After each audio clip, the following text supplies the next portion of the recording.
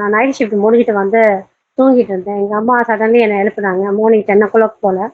So இந்த மாரி அண்ணனுக்கு சுடுநீர் பட்டு ரொம்ப அவசரப்பட்டுட்டு இருக்காங்கன்னு. அப்ப நான் போய் பார்த்தேன். ஆனா ரொம்ப மயக்கத்துல அலர்ந்துட்டு ரொம்ப எரிச்சலா இருக்குன்னு சொல்லிக்கிட்டு இருந்தாங்க.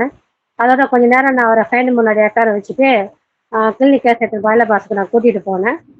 அதுக்கு பிறகு அங்க டாக்டர் சும்மா அழைச்சிட்டு போயிட்டு செக் பண்ணாங்க. செக் பண்ணிட்டு இது ஜிஹெச்சுக்கு கூட்டிட்டு போய் ஆகணும்னு சொல்லிட்டு எம்புலன்ஸ் அரேஞ்ச் பண்றேன்னு சொன்னாங்க. எம்புலன்ஸ் அரேஞ்ச் பண்ண பிறகு 12 PM ஆயிடுச்சு. அதுக்கப்புறம் நாங்க ஜிஹெச்சுக்கு கூட்டிட்டு போய் ரொம்ப நேரம் வெயிட் பண்ணோம். போலீஸ் பொண்ணோட கேஸ் எடுக்க ரொம்ப லேட் பண்ணாங்க. அதுக்கப்புறம் நானு முக்கியமான ஒருத்தவங்களுக்கு கால் பண்ணி ஹெல்ப் கேட்டேன். அதுக்கப்புறம் போலீஸ் பொண்ணோட கேஸ் எடுத்தாங்க. உள்ள ஜிஹெச்ல எங்ககிட்ட சொல்லப்பட்டது என்னன்னா, ஃபர்ஸ்ட் டாக்டர் பார்த்துட்டு, இது ஒரு வகையான கெமிக்கலா இருக்க வாய்ப்பு இருக்கு. பட் மெடிக்கல் ரிப்போர்ட் வந்ததுக்கு அப்புறம் தான் எங்களால ஷூரா சொல்ல முடியும்னு சொன்னாங்க. இப்ப நாங்க மெடிக்கல் ரிப்போர்ட் தான் வெயிட் பண்ணிக்கிட்டு இருக்கோம். காயம் ரொம்ப அதிகமா தோல் வலண்டி ஈரமா இருந்துச்சு. நேத்து தான் நான் பார்த்தேன். சரி இன்னைக்கு நான் போய் பார்த்தேன். ஆனா கொஞ்சம் மயக்கத்துல இருந்தாங்க. ஸோ டாக்டர் கிட்ட நான் கேட்டேன். இப்பதான் புண்களெல்லாம் சுத்தம் பண்ணி கட்டு போட்டுருக்காங்க.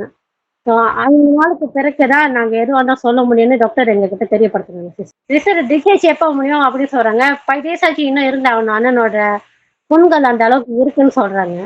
அவங்க வந்து மனநல பாதிக்கப்பட்டவங்கன்ட்டு சொல்ற மாரி ஒரு நியூஸ் எனக்கு வந்திருக்கு இப்போதைக்கு. அது கோர்ட்ல கேஸ் வந்தா தான் எங்களால ஷூரா சொல்ல முடியும். பட் எப்படிப்பட்ட ஒருத்தங்க வெளிய நடமாடுது, இதுக்கு பேர மத்தவங்களும் பாதிக்கக்கூடாதுன்னு என்னோட வேண்டுகோள். ஸோ அதனால அவங்களுக்கான முக்கியமான நடவடிக்கை எடுக்கணும்னு பிடிஆர்எம்முக்கும் அந்த கவர்மெண்ட்டுக்கும் ரெக்வெஸ்ட் பண்ணிக்கிறேன் ஃபர்ஸ்ட். அந்த லேடி வந்து க்ளோவ்ஸ்லாம் போட்டு ரொம்ப அவங்களோட சேஃப்டிய பார்த்து அப்படி ஊத்துறதுக்கான நோக்கம் அப்படிதான் இருக்குன்னு டாக்டர் ஃபர்ஸ்ட் எடுக்கும்போது எங்ககிட்ட சொன்னது. இதுக்கு முன்னாடி அவங்கள பார்த்தது கூட கிடையாது. பட் சேம் அப்பார்ட்மெண்ட் ரொம்ப வருஷமா இங்க இருக்காங்கன்னு எங்களோட மேனேஜ்மெண்ட் எங்களுக்கு தெரியப்படுத்தினாங்க. நாங்க விசாரிச்சதுல. எங்க அண்ணனுக்கும் அவங்களுக்கும் இதுக்கு முன்னாடி எந்த ஒரு மோட்டிவேஷனும் கிடையாது அப்படி பண்றதுக்கு. எந்த நோக்கத்துல அந்த லேடி அப்படி பண்ணாங்க கொடுத்தாரு. பட் அவங்களோட ஜீரனை எங்ககிட்ட தெரியப்படுத்துனது என்னன்னா, அவங்களே வாலண்டரா எனக்கு கால் பண்ணி இத பத்தி தெரியப்படுத்துனாங்க. ஏன்னா என் பிரதர் எல்லாத்துட்டயும் நல்லா பழகுற ஒரு கேரக்டர். ஸோ ஜீரனை பத்தி அவங்களுக்கு ஏற்கனவே சண்டை குடுத்து அவங்களுக்கு நெறைய ரிப்போர்ட்ஸ் இருக்குன்னு எங்களுக்கு வந்த தகவல். ஆனா இந்த லேடி எனக்கு தெரிஞ்சு சப்போஸ் மனநல பாதிக்கப்பட்டவங்க இப்படிப்பட்ட ஒருத்தவங்கள எப்படி நடமாட விட்டாங்க? இது என்னோட கேள்வி. அண்ட் செகண்ட், இன்னைக்கு இந்த அளவுக்கு முடிஞ்ச ஒரு விஷயம் நாளைக்கு இதுக்கு முன்னாடி நடக்கலாம் பாருங்க மத்தவங்களுக்கும். ஸோ அதனால எங்க பாதுகாப்பு முக்கியம் நான் கேட்டுக்கிறேன். அந்த அளவுக்கு நடவடிக்கை எடுக்கணும்னு நான் என்னோட பப்ளிக் ஒரு சப்போர்ட்டா இருக்குன்னு நான் நம்புறேன். போலீஸ் இப்போதைக்கு அரெஸ்ட் பண்ணிருக்காங்க. அவங்க என்ன தீண்டாக்க நடக்காதுன்னு கோர்ட்ல கேஸ் எழுதின பிறகு தான் எங்களுக்கு தெரிய வரும்னு சொன்னாங்க.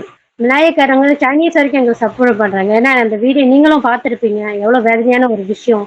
இத்தனைக்கும் அவங்க ஒரு okay down syndrome normal person கூட கிடையாது என்னோட பிரதர்.